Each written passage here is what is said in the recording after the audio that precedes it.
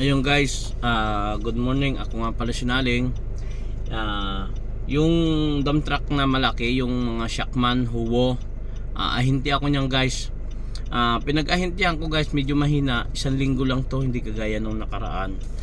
Bibilangin natin guys. Ito lang guys yung sa buhangin. Yung graba natin, ngayong linggo, kumita rin ako ng almost 4,000. Ngayong linggo.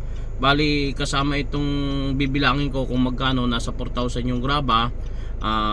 Ang sa akin, bilangin natin to guys. 1, 2, 3, 4, 5, 6 guys. Itong 6,000 na ito plus yung graba ko, almost kumita ako guys ng 10,000 weekly. Doon guys sa mga pag-ahinti ko ng mga malalaking truck na mga Huwo, buhangin, graba dito sa atin sa Cavite. Kaya kung gusto nyo mag-ahinti ng ganyan, legal, yan guys, sa mga hardware lang ako guys nag-ahinti, hindi ako sa site. Hardware lang kasi guys, ang hardware intact yan guys. Sample, matino ka mag-deliver, matino yung kausap mo yung truck. Sabihin na natin 20 years na rin sila magkakasama. Ang kinikita ko dyan guys, 1,000 isang truck. Sa 1 linggo, katulad nito guys, nakatatlo ngayon akong araw. Ngayong araw 3. Kung araw-araw ganyan 3 ng 3. Malaking bagay din yun guys. Hindi pa naman sapat na para ikaw yumaman, pero maraming salamat. At kahit pa paano, ako'y mag-uuling sa bundok. Nag-uuling lang ako niyan dati. Nag-uuling lang ako. Gamit ko yung dati may kalabaw ang tatay ko. Kami ng tatay ko, paghahakutin, kalabaw ang gamit namin.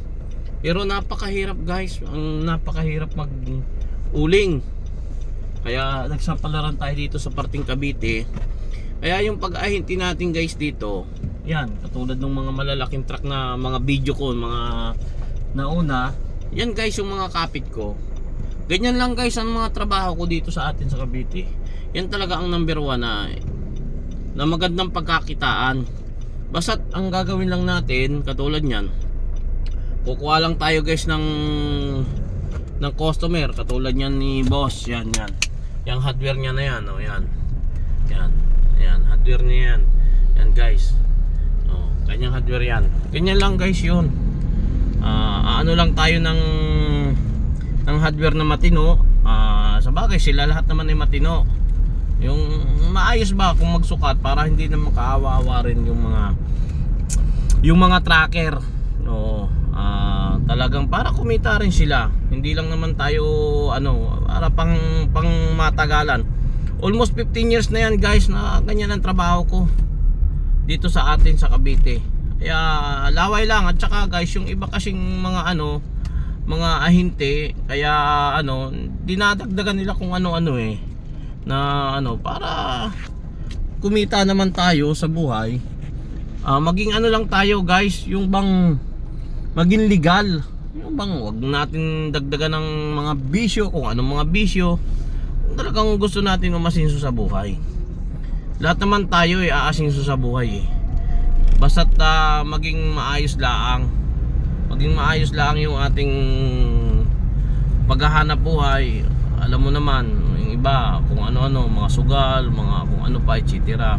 Sa akin yon, tinagal ko yon. Wala naman, although naman talaga ako, pero hindi ko talaga sugal, inom, kung ano pa. Wala, hindi ko talaga yan. Kasi ang goal ko sa buhay, kasi lahat naman natin gusto natin umasinso ang goal ko talaga sa buhay, yung kahit pa paano umangat sa buhay. Hindi naman umasinso, umangat lang. Kasi wala naman tayong kapasidad na para maging isa tayong yumaman Umangat lang ng konti. Ibig sabihin, maging gusto mong kumain sa masarap na katulad ng Jollibee. Ako talaga, pangarap ko talagang kumain dyan. Lalo yung mga pangarap ko talagang pagkain, unang-una. Kaya nung ako'y nagkapera, talagang kinain ko yan. Alam mo guys, nung ako talaga nagkapera, pangarap ko talagang makatikim ako ng soft drinks. Totoo yan. Hindi walang halong kayabangan yan. Alam mo guys, nung ako kumita at kaya kong bumili ng soft drinks, bumili ako isang family size yan boss, mga kaloads. Ginawa ko, dinubli ko yung straw, ginawa kong 2. Ininom ko yan guys, inubos ko yan. Sinawa ko yung sarili ko sa soft drinks. O di ngayon, hindi na ako mahilig sa soft drinks. Although meron na kaya ko ng bumili, pero sinawa ko yung sarili ko na yun, mag soft drinks araw-araw ba naman, family size kasi may kita ka na. Kasi favorites mo yun eh. Katulad ng donuts, yan. Donuts, naalala ko yan, yung ano na masarap daw yan donuts na yan. Yung donut na yan. Ang ginawa ko guys, bumili ako niyan. Tinikman ko kung talagang gaano kasarap yung donuts na yan. Pero believe talaga ako, masarap din talagang. Sinama ko rin sarili ko niyan.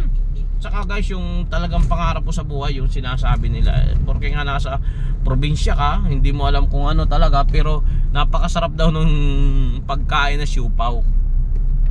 Pagkain daw na siupaw, yun daw ay napakasarap, sabi nung iba. Kasi napakasarap, kaya talagang pinangarap ko sa sarili kumain ako ng siupaw. Pero guys, ngayon kinain ko rin yan. Kinain ko talaga yan. Tikman ko talaga kung gaano kasarap yan. Sa akin, masarap talaga ang siupaw. Conforme lang dun sa ano, kasi merong manggagawa ng siupaw na hindi naman ganun kasarap. Meron naman iba na masarap. Pero the best akong kasi may effort sila eh. Kasi gusto nating umasinso lahat sa buhay. Kaya kailangan talaga ano tayo, katulad natin, talagang gusto nating umangat. Yung bang positive, number 1, positive. Huwag kang manghihinaan, kasi kung talagang gusto nating umasinso sa buhay, huwag tayong manghihina. Huwag tayong manghihina, araw-araw positive tayo. Ay, sa ating pagdadrive, kailangan focus lang tayo. Maraming ano. Okay, hanggang dito na lang mga kanaling. Good morning. Thank you, bye. Ingat po kayo.